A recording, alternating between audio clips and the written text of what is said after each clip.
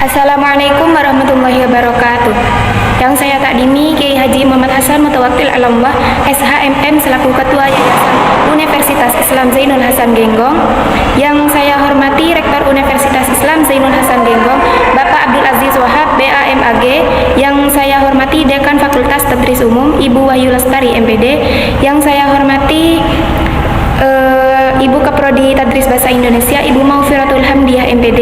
Yang saya hormati dosen pengampu mata kuliah studi fikih Ibu Yeniyati Ulfah MPDI, dan tidak lupa teman-teman yang saya sayangi dan saya banggakan.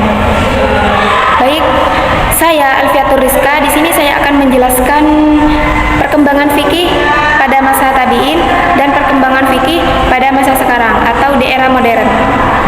Baik, di sini saya akan menjelaskan tentang perkembangan fikih pada masa tabi'in dan masa sekarang atau di era modern ini. Nah, yang pertama di sini ada perkembangan fikih pada masa tabi'in. Nah, fikih pada masa tabi'in ialah masa setelah khalifah atau sahabat, di mana pada masa ini generasi muslim yang lahir setelah masa sahabat dan dikatakan belum pernah bertemu dengan Nabi Muhammad SAW, namun masih belajar dengan para sahabat Nabi. Ciri-ciri fikih pada masa tabi'in di sini yaitu ada 3. Yang pertama, metodologi ijtihad yang mengikuti para sahabat dengan urutan sumber hukum utama Al-Quran, Sunnah, Ijma, dan Qiyas. Namun, mulai muncul perbedaan pendapat di kalangan ulama tabi'in. Yang kedua, cirinya yaitu terbagi menjadi 2 aliran utama, yaitu aliran Hijaz, di mana aliran ini yang sangat kuat berpegang pada hadis dan sunnah, dan aliran ini berkembang di Madinah. Yang kedua di sini ada aliran Kufah, di mana aliran ini yang lebih banyak menggunakan logika dan rasio dalam ijtihad, berkembang di Irak dan menjadi dasar mazhab Hanafi. Yang ketiga cirinya di sini yaitu ada munculnya perbedaan pendapat dan fatwa yang lebih luas dibanding masa sahabat.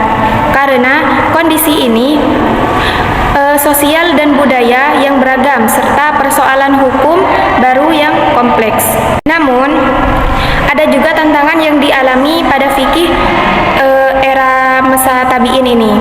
Yang pertama yaitu perluasan wilayah Islam yang menjangkau daerah non-Arab dengan adat, budaya, dan kondisi sosial yang berbeda, sehingga muncul banyak persoalan hukum baru yang tidak ada ketetapan di dalam Al-Quran dan Sunnah, dan juga tantangan seperti tidak ada keseragaman hukum karena perbedaan kondisi sosial dan budaya di berbagai wilayah, serta perbedaan pandangan para ulama dalam menetapkan hukum. Nah, dengan adanya tantangan tersebut, maka ada juga pendekatan yang bisa dilakukan. Nah, pendekatan di sini yang bisa dilakukan yaitu yang pertama, mengikuti kaul sahabat. Mengikuti kaul sahabat di sini ialah maksudnya mengikuti perkataan para sahabat.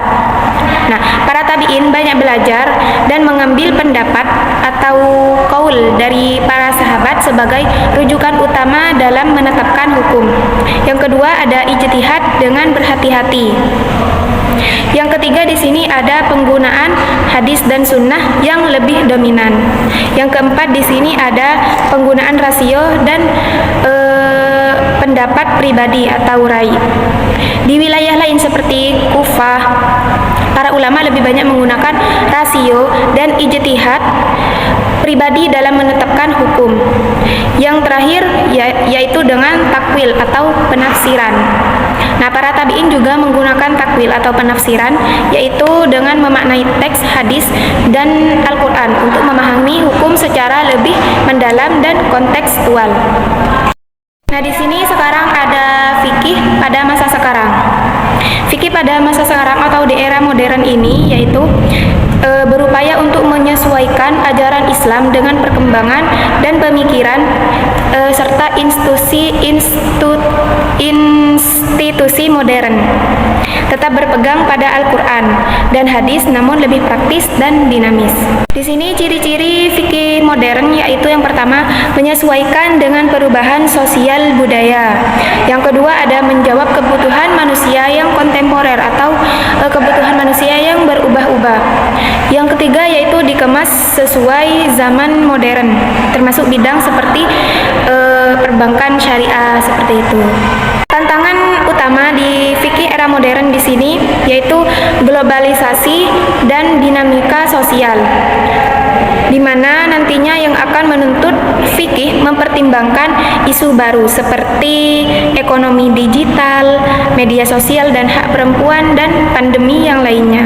Yang kedua, tantangannya yaitu kesetaraan gender, di mana fikih di sini yaitu harus bisa adil dan fleksibel antara kaum perempuan dan juga kaum laki-laki berdasarkan tujuan syariah. Yang ketiga yaitu tantangannya kemajuan teknologi yang memerlukan ijtihad baru, misalnya dalam mata uang kripto, transaksi online, bioetika, dan teknologi reproduksi. Nah, dengan adanya tantangan tersebut, maka ada juga pendekatan yang dapat dilakukan dalam fikih di era modern ini. Yang pertama yaitu fikih kontekstual, di mana yang mengutamakan kemaslahatan umat dan penyesuaian dengan zaman. Yang kedua, ijtihad maslahah, yang memprioritaskan kesejahteraan umum. Yang ketiga, dengan pendekatan interdisiplin dan kolaboratif antar ulama dan ilmuwan dari berbagai bidang untuk solusi yang komprehensif. Nah, secara keseluruhan, fikih telah berkembang dari sistem hukum yang dinamis pada masa tabi'in menjadi sistem yang adaptif dan responsif terhadap tantangan zaman modern, menjaga keseimbangan antara prinsip dasar Islam dan kebutuhan kontemporer umat. Baik, mungkin hanya ini yang dapat saya sampaikan. Kurang lebihnya saya mohon maaf.